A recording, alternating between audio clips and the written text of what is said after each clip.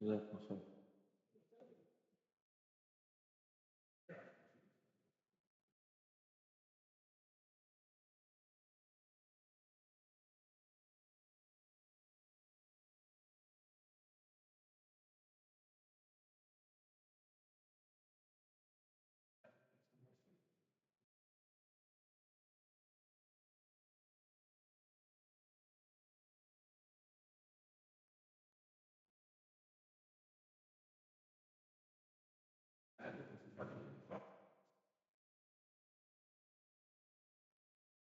Bismillah. Assalamualaikum warahmatullahi wabarakatuh.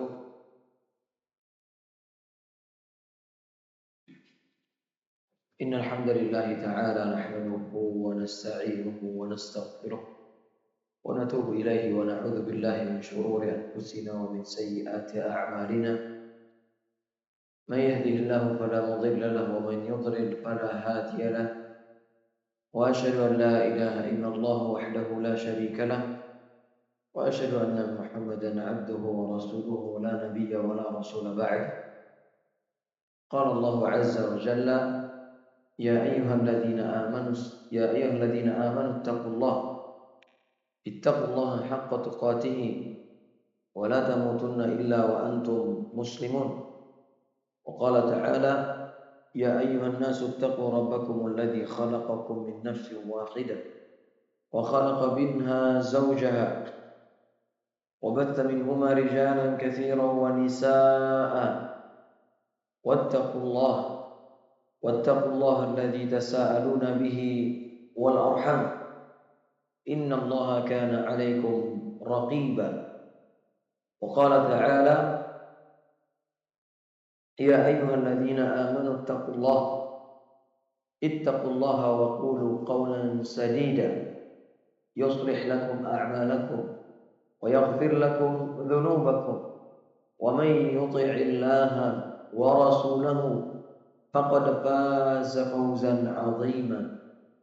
أما بعد فإن أصدق الحديث كتاب الله وخير الهدي هدي محمد صلى الله عليه وسلم وشر الأمور محدثاتها فإن كل محدثة في الدين بدعة وكل بدعة ضلالة. Ma'asyiral muslimin rahimani wa rahimakumullah. Pertama-tama kita bersyukur kepada Allah Azza wa Jalla atas segala limpahan karunia yang Allah berikan kepada kita, baik itu berupa keimanan, baik itu berupa keislaman, baik itu berupa kesehatan dan juga kekayaan yang kita miliki. Yang mana dengan kenikmatan-kenikmatan tersebut Allah masih mudahkan langkah-langkah kita untuk melakukan ketaatan, dan dengan kenikmatan-kenikmatan tersebut Allah menjauhkan kita dari semua kemaksiatan. Terkhusus salah satu di antara bukti kenikmatan tersebut adalah Allah mudahkan kita untuk dapat sholat berjamaah di masjid yang semoga Allah berkahi ini, di dalam rangka menunaikan ketaatan kita kepada Allah Subhanahu wa taala dan menunaikan kewajiban kita kepada Allah Subhanahu wa taala.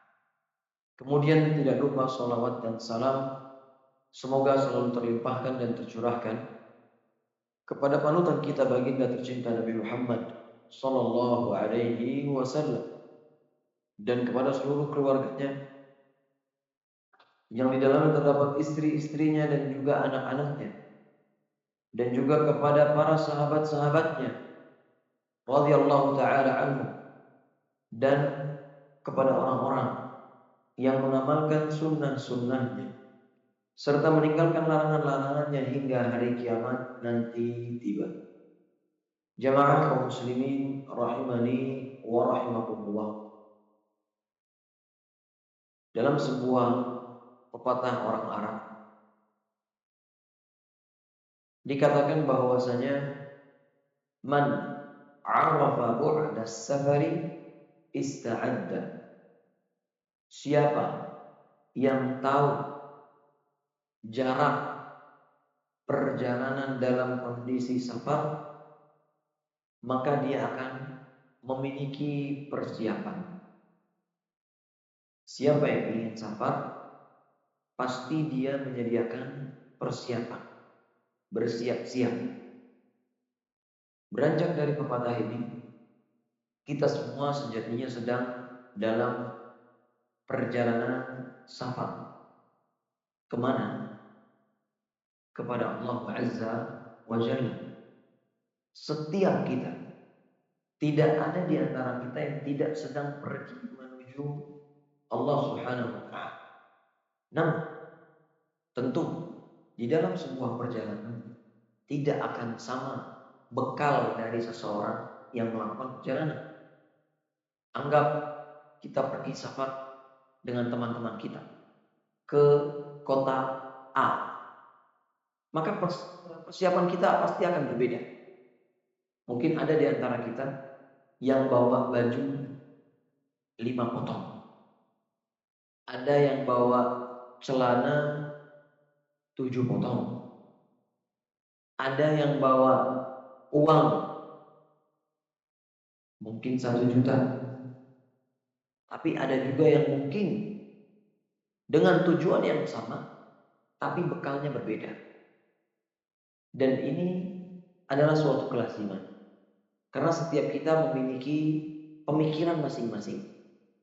Dan pola pikir menentukan persiapan seseorang. Namun jamaah sekalian rahimani wa rahimakumullah, berdasarkan analogi yang sangat sederhana ini, maka kembali kita tarik perkara persiapan, perkara perkala kepada Allah Azza wa Jalla. Karena dalam kalimat istirja kita senantiasa mengucapkan, tatkala terjadi musibah, kalau ada salah satu di antara saudara kita yang meninggal, keluarga kita yang meninggal dan seterusnya, niscaya kita ucapkan apa? Kalimatul istirja, yaitu inna lillahi wa inna ilaihi raji'un. Sesungguhnya kita semua milik Allah dan kepada Allah kita akan kembali. Nah, jamaah kaum muslimin rahimani wa rahimakumullah, tatkala kita tahu bahwasanya kita akan kembali kepada Allah, maka nanti akan berbeda-beda hasil dari pendapatan atau perbekalan kita. Allah Subhanahu wa Ta'ala katakan dalam surat Al-Insyiqaq, Allah katakan secara gamblang, ya ayyuhal insan innaka kadihun ila rabbika kadha famulaqi. Wahai para manusia, kalian itu sejatinya sedang dalam menuju perjalanan. Dengan sebenar-benar perjalanan, famulaqi, dan maka kalian pasti akan berjumpa dengan Allah Azza wa Jalla. Kemudian di ayat berikutnya Allah, فَأَمَّا مَنْ أُوتِيَ كِتَابَهُ بِيَمِينِهِ فَسَوْفَ يُحَاسَبُ حِسَابًا يَسِيرًا.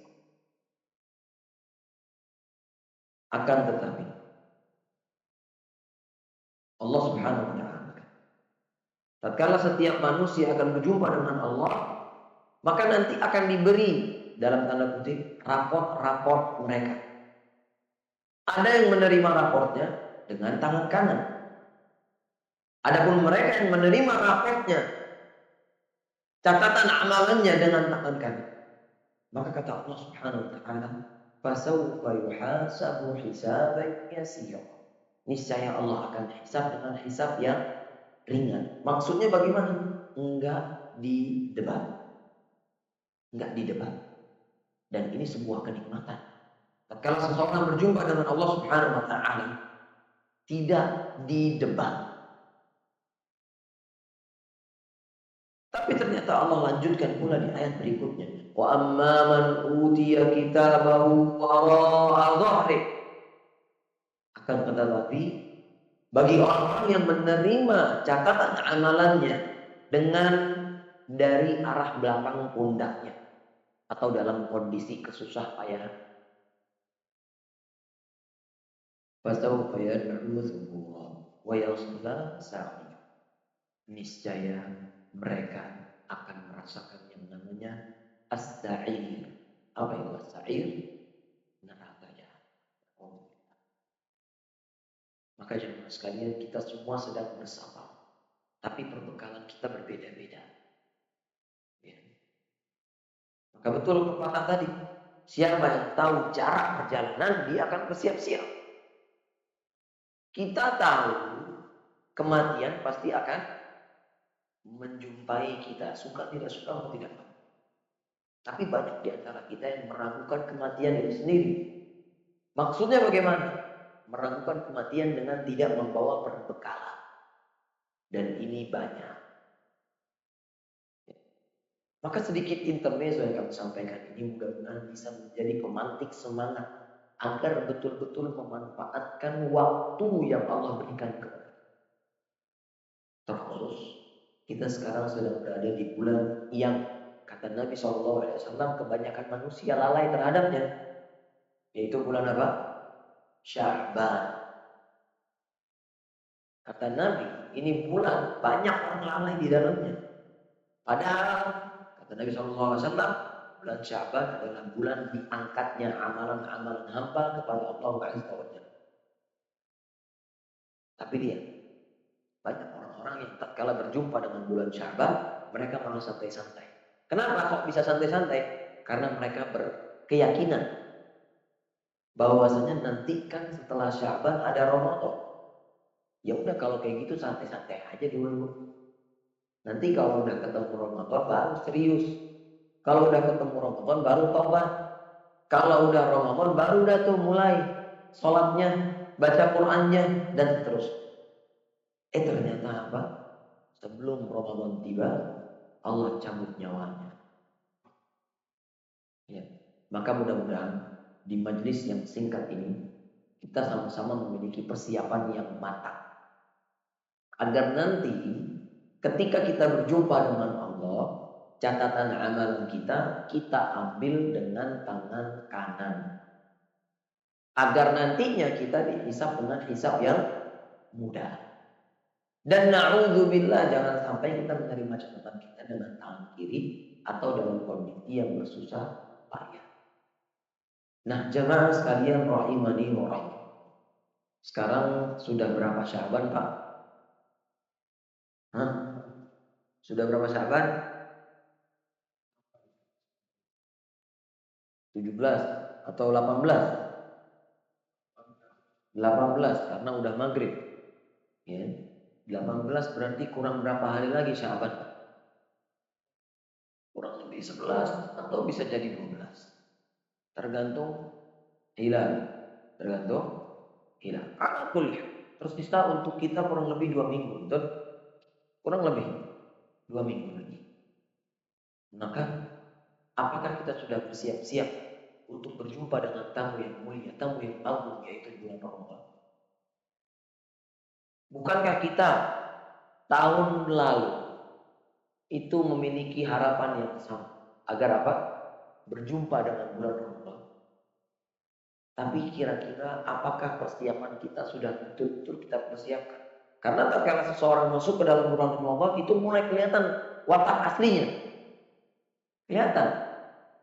Ada orang yang semangat di awal. Hari pertama Ramadan, shaf pertama. Hari kedua, shaf pertama. 3, shaf pertama. 4, 5, 6 dan seterusnya makin mundur.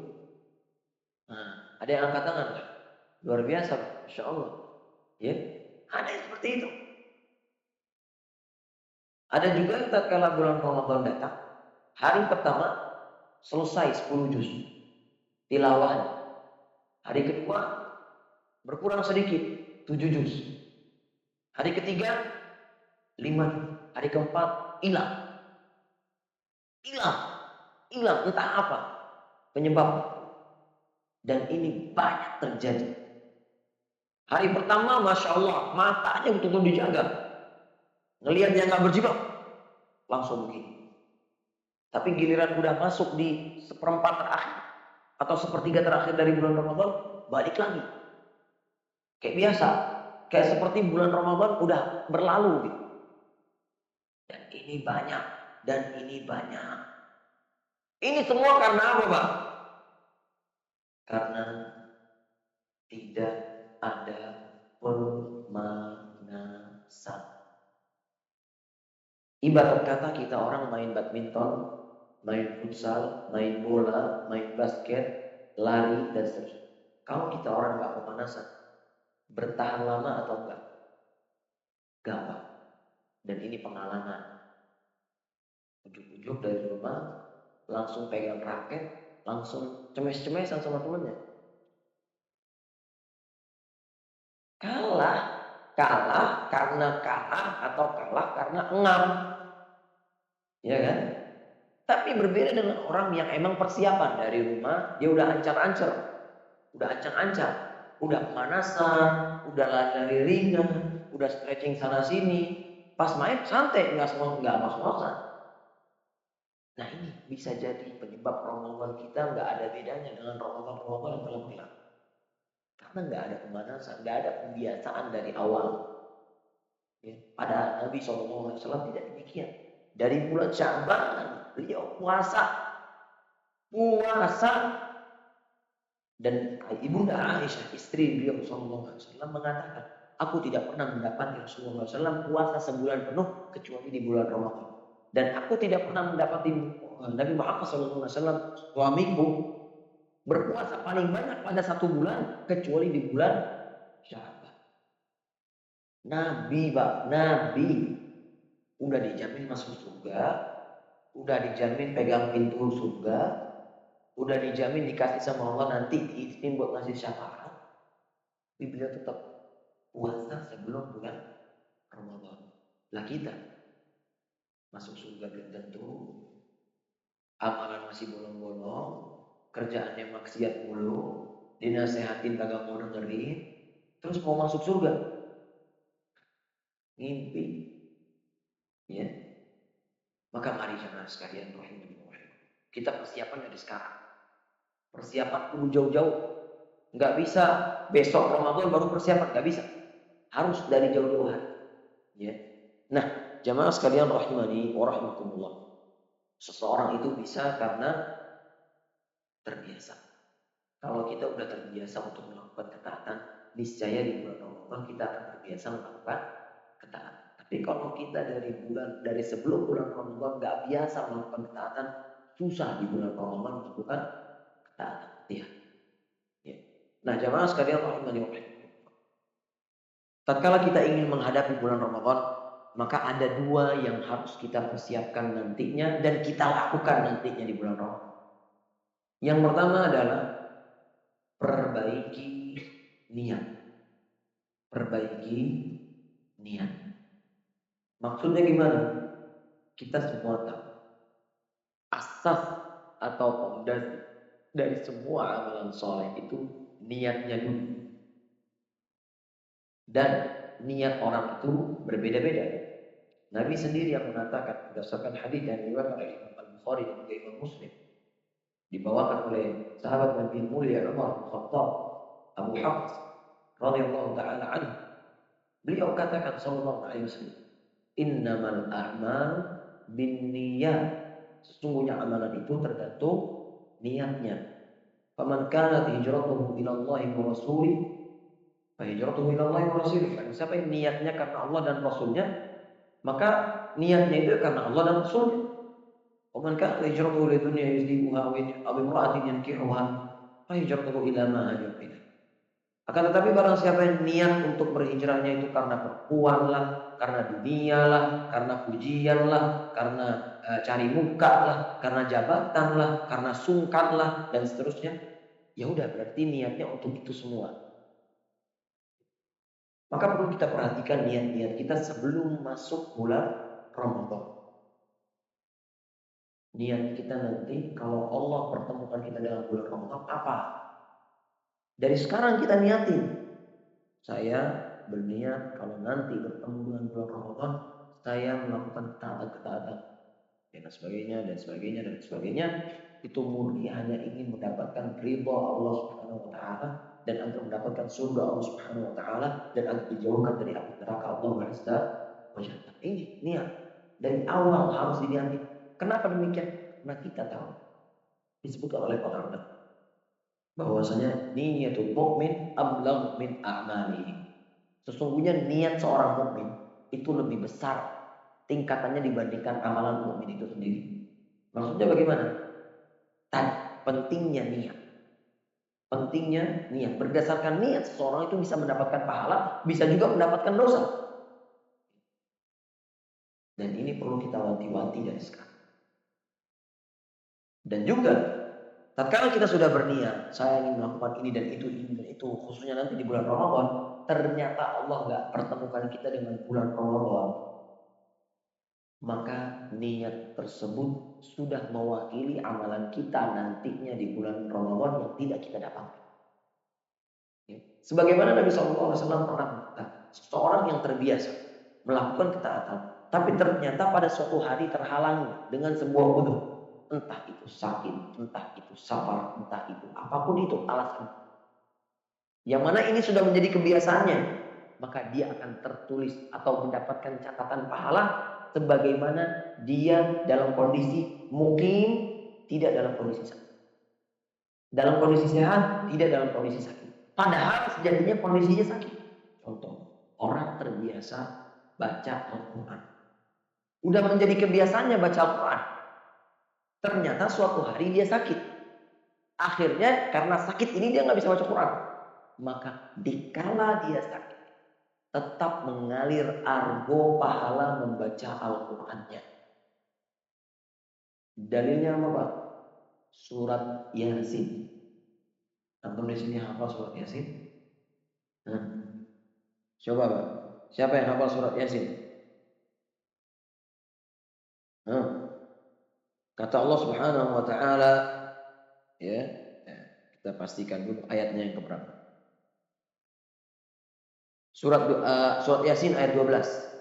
Kata Allah Subhanahu wa taala, "Inna nahnu nuhyil mauta wa naktubu apa? Wa naktubu ma qaddamu wa atharahum wa kulla syai'in ahsaynahu fi imamin mubin." Kata Allah Subhanahu wa taala, sesungguhnya kami yang menghidupkan dan kami pula yang mematikan orang-orang yang telah mati. Wa naktubu ma qaddamu wa atharahum, dan kami mencatat apa yang telah mereka kedepankan atau mereka kerjakan dan bekas-bekas yang mereka tinggalkan. Berdasarkan ayat ini para ulama menyimpulkan, tatkala seseorang berbiasa atau terbiasa melakukan ketaatan, kemudian pada suatu hari dia terhalang dengan sebuah udzur, maka niscaya udzur tersebut tidak menghalangi dirinya untuk mendapatkan pahala sebagaimana kebiasaannya. Ya, ini luar biasa kalau orang terbiasa dengan amal soleh. Ya. Maka niatkan sebelum masuk Ramadan, pastikan niat kita jelas. Bukan cuman sekedar gua masuk Ramadan pokoknya harus nyicip es buah, harus dapat 2 nasi kotak, harus makan pastel, harus dapat kebuli di masjid, dan seterusnya. Ini niat yang salah. Allah. Ya, tapi pastikan niat kita lurus. Kalau niat kita lurus, niscaya akan lurus. Jadi kalau niat kita dari awal udah nggak bagus, nggak akan pernah lurus. Fala haula wala quwwata illa billah. Baik, jamaah sekalian rahimani rahimakumullah. Niat saja tidak cukup. Niat saja tidak cukup. Yang namanya niat harus dibarengi dengan apa? Dengan amal. Nggak bisa modal niat doang. Kalau udah diniatin, kerjain. Jangan cuma modal niat. Udah saya penting udah niat tadi katanya. Enggak gitu mas. Enggak. Tapi tetap yang namanya niat harus dibarengi dengan amal soleh. Harus. Karena kata Allah Subhanahu wa taala, "Wa basyiril ladzina amanu wa 'amilus shalihat anna lahum jannah." Dan berilah kabar gembira wahai Muhammad kepada siapa? Kepada orang-orang yang beriman dan yang beramal soleh. Apa kabar gembiranya? Anna lahum jannah. Bagi mereka surga-surga. Tajri min tahtihal anhar. Yang mengalir di bawahnya apa? Sungai-sungai. Ini amal soleh, ini penting Pak. Nggak bisa cuma modal niat. Ya. Nggak bisa modal niat. Ya. Nah, apa saja kiranya amalan-amalan yang dapat kita lakukan atau kita biasakan dari sebelum masuk bulan Ramadan? Yang pertama, tidak lain, tidak bukan adalah berpuasa. Puasa. Puasa. Kenapa demikian? Karena Allah Subhanahu wa taala katakan dalam surat Al-Baqarah ayat 183. Allah katakan, "Ya ayyuhalladzina amanu kutiba 'alaikumus shiyam kama kutiba 'alal ladzina min qablikum la'allakum tattaqun." Wahai orang-orang yang beriman, sungguh telah diwajibkan atas kalian dan orang-orang sebelum kalian untuk puasa. Untuk apa? Agar kalian menjadi orang yang bertakwa. Puasa. Ya. Dan uniknya dan luar biasanya puasa itu, puasa adalah pahalanya tidak bisa dibatasi. Adapun sholat, kalau kita orang sholat berjamaah dapat berapa kebaikan? 27. Kalau kita sedekah dapat berapa? 1, nanti akan berlipat-lipat ganda. Ada batasannya, tapi kalau puasa nggak ada. Kenapa? Karena Allah Subhanahu wa taala berfirman dalam hadis qudsi, "Kullu amali ibni Adam lahu." Semua amalan anak Adam itu untuknya sendiri. Illa shaum, kecuali yang namanya puasa. Fa innahu li, kata Allah Subhanahu wa taala. Karena sesungguhnya puasa itu adalah untukku. Wa ana ajzi bihi, dan aku yang akan berikan ganjaran tentang puasanya ini. Allah tidak pernah menyebutkan kalau orang puasa nanti pahalanya 10, 20, 30. Enggak. Tapi Allah bilang, kalau ini orang puasa pahalanya dari saya. Allah nggak sebutin berapanya. Maka ini puasa adalah amalan yang nggak boleh kita lewatkan, khususnya di bulan Ramadan. Dan nggak ada uzur bagi laki-laki maupun perempuan yang sehat tidak memiliki halangan, seperti sakit yang parah, atau dia haid, atau dia safar. Adapun kalau capek, apakah ini termasuk uzur, Pak? Tapi banyak kaum muslimin yang, Ustaz, saya akan kerja Ustaz dari pagi sampai malam Ustaz. Di tengah hari siang bolong Ustaz, masa iya bukan uzur? Bukan uzur Pak, mohon maaf. Yang namanya uzur itu cuma salah atau haid atau sakit. Selain dari itu enggak. Ya. Nah, jamaah sekalian, rahimahullah. Amalannya adalah yang pertama itu puasa. Dan kita harus meyakini bahwasanya puasa itu hukumnya wajib di bulan Ramadan. Adapun selain bulan Ramadan tidak wajib. Ya, cuma 30 hari dari 12 bulan yang Allah berikan kepada kita. 360-an hari Allah kasih, kita cuma diminta untuk puasa 29 atau 30 hari. Ada sepertiganya, ada seperempatnya, seperdelapannya ada. Hah? Ini siapa yang ahli matematika? Ada 30 hari itu seperdelapan dari 360? Saudara iya? Seperdua-belasnya? Masya Allah. Seperdua-belasnya bayangin. Ya. Benar nggak tuh? Benar ya? Benar, Masya Allah. Nah, ilmu baru. Ya, 1/12-nya cuma Pak. Kita cuma diminta sama Allah untuk puasa 1/12 dari seutuhnya, dari tahun yang Allah berikan kepada. Ya, maka puasa. Sebagaimana Nabi SAW puasa di bulan Sya'ban dan juga Ramadan. Ya. Jangan sampai kelewatan yang namanya dari puasa. Baik. Kemudian di antara amalan yang dapat kita lakukan di bulan Ramadan atau sebelum bulan Ramadan tiba, yaitu adalah Qiyamul lail. Qiyamul lail. Apa itu qiyamul lail? Sholat malam atau menegakkan, menghidupkan malam-malam kita. Ya. Kita yang namanya bulan taraweh emang enak banget kalau buat sholat malam, apalagi berjamaah, apalagi setelah sholat ada kemulinya. Luar biasa itu, nikmat luar biasa ya, cocok ya. Nah, niatnya beda lagi berarti saya. Kalau ada kuli doang sholatnya berarti ini, waduh. Tetaplah niatnya tetap mau taraweh berjamaah biar dapat pahala. Adapun kebuli bonus. Kalau nggak dapet kebuli ya udah. Mau gimana lagi, belum rezeki berarti. Ala kulli hal, kita orang sholat malam. Kenapa? Ya. Karena di antara ciri-ciri orang-orang soleh terdahulu adalah mereka senantiasa sholat malam, menghidupkan malam-malamnya. Kata Allah Subhanahu wa taala dalam surat Az-Zariyat ayat 17 sampai 18.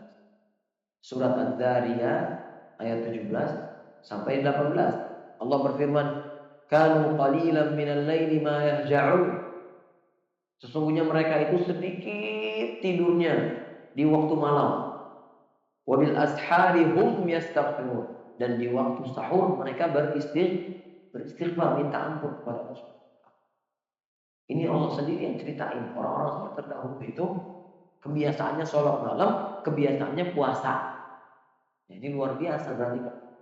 Ya. Makanya Nabi SAW itu sholat malam sampai pecah-pecah, sampai remuk-remuk, tumit-tumitnya bahkan sampai berdarah-darah. Ya. Ini Nabi, ini para sahabat. Lalu bagaimana dengan kita, Pak? Kita kan tadi bilang mau masuk surga, tapi ya Allah, jangankan sholat malam, sholat isya aja kagak sholat, terus mau masuk surga, luar biasa kan? Ya kan? Padahal Allah Subhanahu Wa Taala telah memberikan rahmat kepada umatnya, kepada umat Muhammad SAW. Dalam sebuah hadis Nabi SAW pernah bersabda, barang siapa yang melakukan sholat isya, barang siapa yang melakukan sholat isya, sungguh dia telah menghidupkan separuh dari malamnya. Dan barang siapa yang menunaikan sholat subuh, maka sungguh dia telah menyempurnakan malamnya. Ya. Ini kalau orang nggak bisa sholat malam, paling tidak jangan sampai nggak sholat isya. Ya, jangan sampai nggak sholat isya. Tapi alangkah lebih baik kalau kita orang menyisihkan waktu untuk 2 rakaat ditutup dengan 1 witir. Dan nggak harus di tengah malam, nggak harus. Sebelum tidur nih, kita orang jam 10 misal mau tidur. Sebelum tidur ambil wudhu, sholat 2 rakaat ditutup dengan 1 witir. Cukup, itu namanya sudah menegakkan qiyamul lail. Itu diantara bentuk rahmat Allah Subhanahu wa taala. Tapi tetap yang sempurna adalah tidur dulu. Baru tengah malam bangun, baru sholat 11 rakaat. Ini yang paling afdal. Tapi kalau kita emang nggak bisa, tengah malam kita orang bangun subuhnya bablas, maka paling tidak sebelum tidur witir. Ini paling enggak, ya. Kenapa demikian? Karena kebiasaan orang soleh terdahulu adalah mereka suka qiyamul lail. Kata Nabi SAW dalam sebuah hadis diriwayatkan oleh Imam Muslim, afdhalus shalah ba'dal fardhidah shalatul lail. Sesungguhnya sholat yang paling luar biasa, paling afdal, paling utama setelah sholat wajib adalah sholat malam. Ya. Makanya orang-orang terdahulu itu mencela orang-orang yang enggak sholat malam. Ya. Orang-orang yang enggak sholat malam itu dihinakan. Apa kiranya yang menjadikan diri kalian tidak sholat malam? Dunia lagi. Padahal mereka zaman dulu nggak ada dunia. Mereka makan apa adanya, mandi pun jarang, baju rombeng-rombeng, terus nggak bisa sholat malam. Mereka celak, mereka saling sindir-menyindir satu sama lain. Kalau ada orang nggak sholat malam, nah kita zaman sekarang fasilitas sudah apa aja ada, terus kita malah nggak sholat malam. Ya. Baik, kemudian Kemudian jamaah sekalian rahimani wa rahimakumullah, ya. Salat malam juga kata Nabi SAW, khususnya di malam Ramadan, ya. Kata Nabi SAW, man qama ramadhana imanan wa ihtisaban ghufira lahu ma taqaddama min dzambi. Barang siapa yang menegakkan salat malam di malam Ramadan dengan penuh pengharapan pahala dan penuh dengan keimanan, maka niscaya Allah akan mengampuni dosanya yang telah berlalu. Dan ini luar biasa, Pak. Kita semua berdosa. Bahkan yang duduk di kursi ini pun suka berbuat dosa. Jangankan antum, ya. Tapi kita semua butuh dengan yang namanya pengampunan dari Allah Subhanahu wa taala. Maka pengampunan tersebut tidak akan datang sendirinya, namun harus ada upaya. Yaitu salah satu di antara upayanya adalah dengan sholat malam. Biasakan sholat malam, paling tidak witir sebelum tidur. Baik. Kemudian jemaah sekalian rahimani wa rahimakumullah, di antara amalan yang hendaknya kita lakukan baik itu di bulan Ramadan atau sebelum masuk dalam bulan Ramadan adalah hendaknya kita memperbanyak bacaan Al-Qur'an. Ini bacaan Al-Quran. Kita orang harus biasain tilawah dari sekarang, Pak. Kenapa demikian? Kalau nggak dibiasain, nggak akan bisa. Apalagi yang bacanya masih menutup-nutup. Ya. Alhamdulillah di sini ada ustaz. Manfaatin. Minta aja, jangan malu. Yang nyesel itu nanti. Ya, sebagaimana kita tahu ya, penyesalan itu datangnya kapan? Belakangan. Nanti nyesel ketika Allah tanya, wahai fulan, ini waktu umur ente 50 tahun, 60 tahun gak bisa baca Quran, kemana aja? Ya. Itu bukannya kemarin di masjid ada ustadz bisa ngaji. Kenapa gak minta ajarin? Mau alasan apa kita? Malu ustadz udah tua. Ya, kok alasannya malu sih? Ya. Maka jangan seperti itu. Ya. Baik. Kenapa demikian? Karena Allah Subhanahu wa taala mewahyukan kepada Nabi Muhammad SAW dalam sebuah hadis yang sangat-sangat luar biasa. Iqra'ul Qur'an fa innahu ya'ti yawmal qiyamah syafi'an li ashabi. Baca oleh kalian Al-Quran. Kenapa? Karena nanti itu Al-Quran di hari kiamat akan menjadi penolong, memberi syafaat untuk pembacanya. Kita orang butuh dengan yang namanya syafaat. Dan gak sembarang bisa memberi syafaat. Karena seseorang atau apapun itu bisa memberi syafaat ketika sudah Allah ridhoi dan sudah Allah izinkan. Tapi masa iya Allah tidak meridhoi, tidak mengizinkan orang yang membaca Al-Quran? Ya kan? Maka baca Al-Quran jemaah sekalian rahimani wa rahimakumullah. Karena bulan Ramadan adalah bulannya Al-Quran. Kata Allah Subhanahu wa taala, "Syahrul Ramadan alladzi unzila fihi al-Quran." Bulan Ramadan adalah bulan diturunkannya Al-Quran. Hudal linnas, sebagai petunjuk bagi manusia, pemberi hidayah bagi manusia, wabayinat, dan menjadi penjelas bagi manusia, minal huda wal furqan, agar mereka mendapatkan furqan, petunjuk pembeda mana yang hak, mana yang batil, ya, memberi hidayah pula. Tidak akan pernah merugi orang yang membiasakan dirinya untuk membaca Al-Quran. Kenapa? Karena kata Nabi SAW, barang siapa yang membaca Al-Quran, niscaya baginya satu kebaikan. Tidaklah aku katakan alif lam mim itu satu hukum, akan tetapi alif satu pahala, lam satu pahala, mim satu pahala. Berarti kalau kita orang baca surat Al-Fatihah saja, itu berapa pahalanya? Banyak. Apalagi kita orang baca setiap waktu sholat juga baca. Ya. Ataupun kalau misalnya kita bisa mengkhatamkan 30 juz dalam bulan Ramadan, itu luar biasa. Ya. Kebiasaan salat terdahulu, apalagi masuk bulan Ramadan, mereka biasa. Ya, sampai-sampai ada yang diriwayatkan mereka mengkhatamkan Al-Quran dalam satu bulan berapa kali? Sampai ada yang 30 kali, Pak. Berarti sehari 30 juz bacaan. Berkah waktunya. Kenapa kok kita nggak bisa kayak gitu, Pak? Karena banyak waktu kita yang dilalaikan. Kemudian di antara amalan yang dapat kita lakukan sebelum memasuki bulan Ramadan agar terbiasa di bulan Ramadan nantinya adalah bersedekah. Bersedekah, biasakan bersedekah. Mau itu di bulan Ramadan, ya di bulan Ramadan Allah lipat gandakan. Benar-benar Allah lipat gandakan. Adapun di selain bulan Ramadan sama juga. Tapi luar biasa kalau kita bersedekah di bulan Ramadan. Apalagi bulan Ramadan itu banyak peluang untuk bersedekah. Ngasih makan sahur orang, ngasih bukaan orang, sedekah ke anak yatim, sedekah mushaf ke masjid-masjid, sedekah mukena, sedekah ini dan itu banyak. Ya. Dan kita nggak boleh meremehkan yang namanya sedekah. Kenapa? Kata Nabi SAW, as-sadaqatu tudfi'ul khati'ah kama yudfi'ul ma'an nar.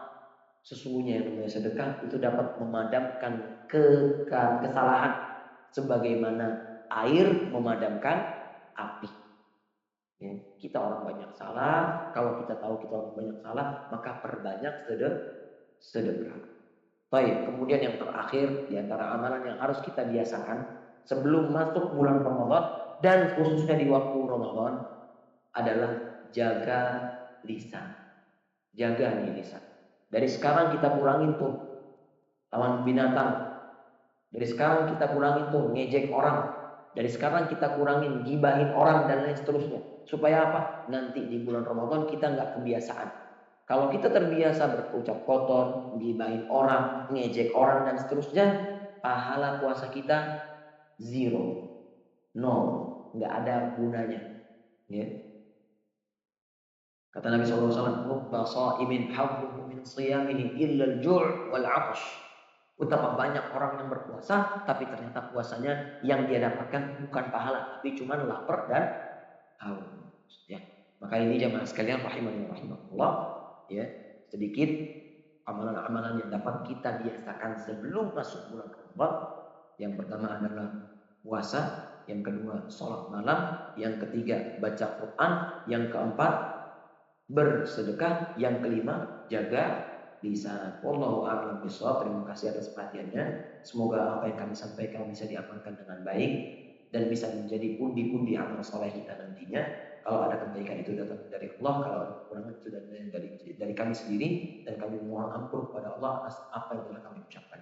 Barakallahu fikum wa ahsanallahu ilaikum. Kita cukupkan dengan membaca doa kafaratul majlis. Subhanallah bihamdik, asyhadu an la ilaha illa anta, astaghfiruka wa atubu ilaik. Wassalamualaikum warahmatullahi wabarakatuh.